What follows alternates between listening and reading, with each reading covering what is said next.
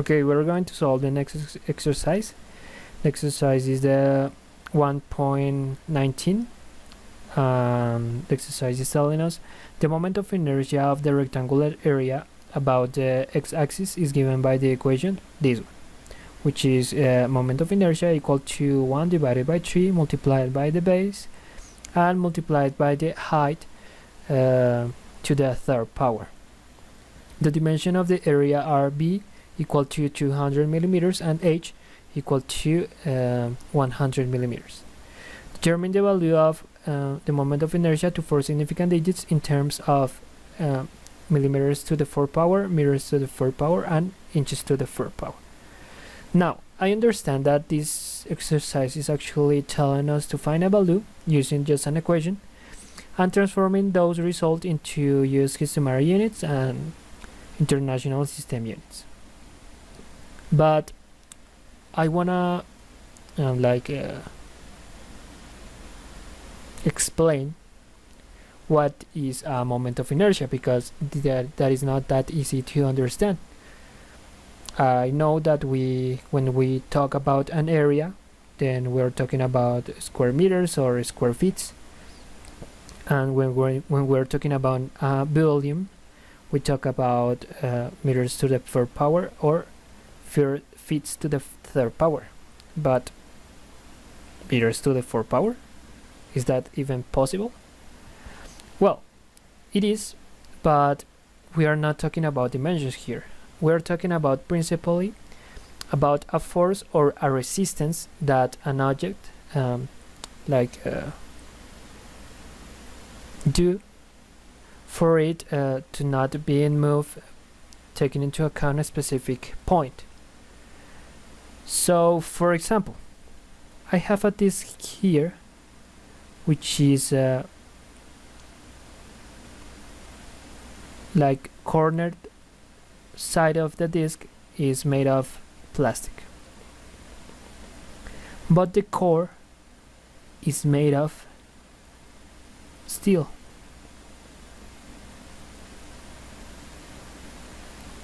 And then I have another disk which the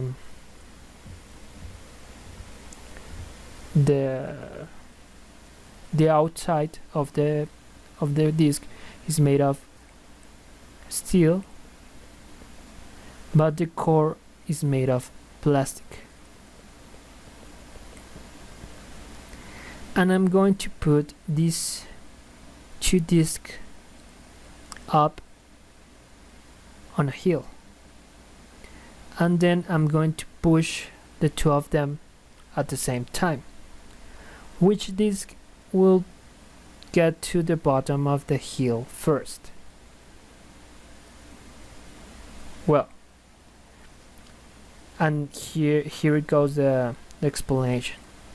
Because of this steel is on the outside of the disc, we will have more resistance to the rotation with respect of this point from this disc.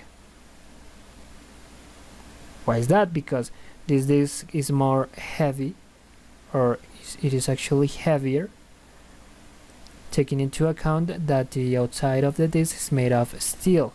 So the rotation will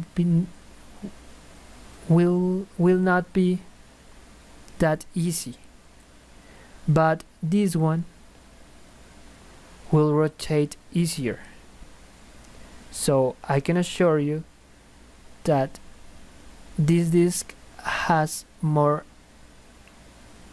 moment of inertia than this one. Okay, I think that I've made myself understand. Now that I've explained this, I'm going to change the dimensions. Oh shoot. Okay, never mind. Now that I've made that clear, when we talk about a rectangular shape, then the moment of inertia with respect of this point, this I'm going to point you for you, this point will be calculated by this equation. So I'm going to use the base and the height in millimeters because they are asking me to do it first, and then I'm going to change those into meters and finally into inches.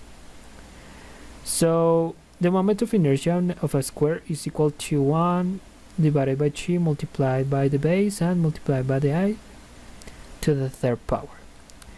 Then the moment of inertia of this square will be 1 divided by 3 multiplied by 200 and multiplied by 100 to the third power. I just gotta write down that on the calculator, and it is 1 divided by 3 multiplied by 200 multiplied by 100 to the third power, and that is equal to, I'm going to use scientific notation, so it is equal to 66.66 times 10 to the 6th power, and this is in square millimeters. Why is that? Because the base is in millimeters and this one is in millimeters too, but it's to the third power, so I just gotta multiply this one, and because of these millimeters are the same base, then I just have to add these two numbers, so it is equal to millimeters to the fourth power. I'm sorry, this is not 2, this is fourth power.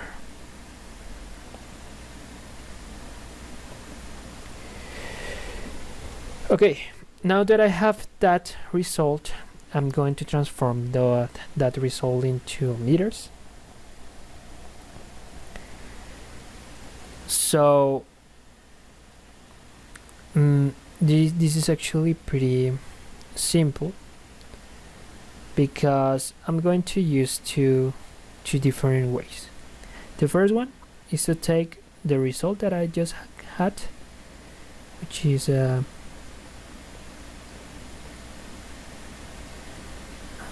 this one, and multiply it by millimeters.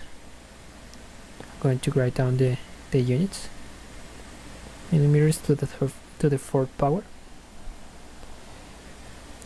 and I'm going to change because 1 millimeter is equal to 1 times 10 to the minus 3 power meters, and because of this 4, which is very important, I gotta evaluate this deviation to the fourth power. Alright, if I have maybe here, if I would have maybe here a 3, then I have to evaluate the division to the third power. A 2, then I have to use 2, 3, 1, 1, well 1, 1, it doesn't matter, but maybe 6, 9, 9, etc. So I'm going to write down that here, which is the answer, which is the same one, the answer, multiply it by 1 times 10 to the minus 3 power, evaluated to the fourth power, and this is equal to 66.66 times 10 to the minus 6th power.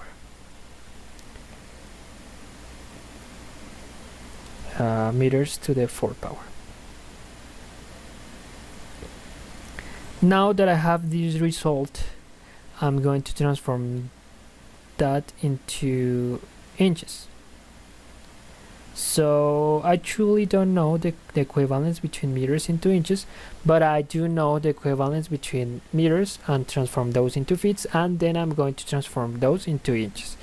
The easy way for me to do this would be Google square meters to meters to the 4th power to inches to the 4th power, but I'm going to do it like if we were on exam, or maybe we were being tested, our knowledge is being tested. So that's what I would do if I would be in that situation. So I'm going to erase this, and I'm going to multiply this by meter, and 1 meter is equal to 3.281 feet, and then I'm going to eliminate the feet and transform those into inches. 1 feet is equal to 12 inches. How do I know this? I have not looked for it. I know by remembering it, but you just have to use your memory. You don't have to remember all the types of conversions. You just have to remember some of them and play with those, like I did. I don't know the conversion between meters into inches, but I don't know the conversion between meters into feet and then feet into inches. Alright?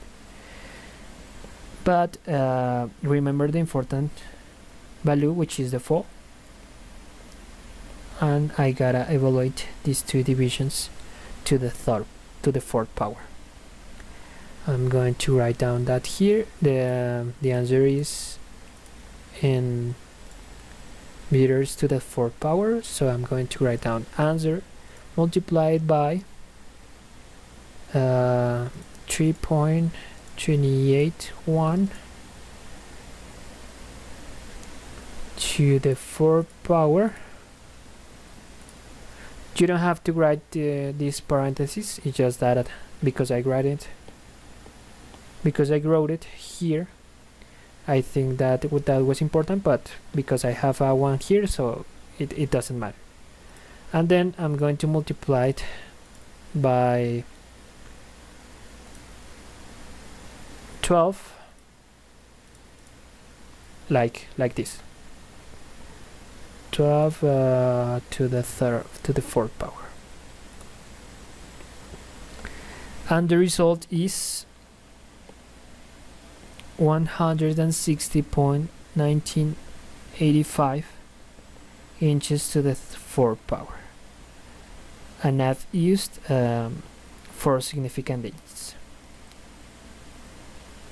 Right, so this is the answer for the A part, the B part, and the C part of the exercise. And that's it.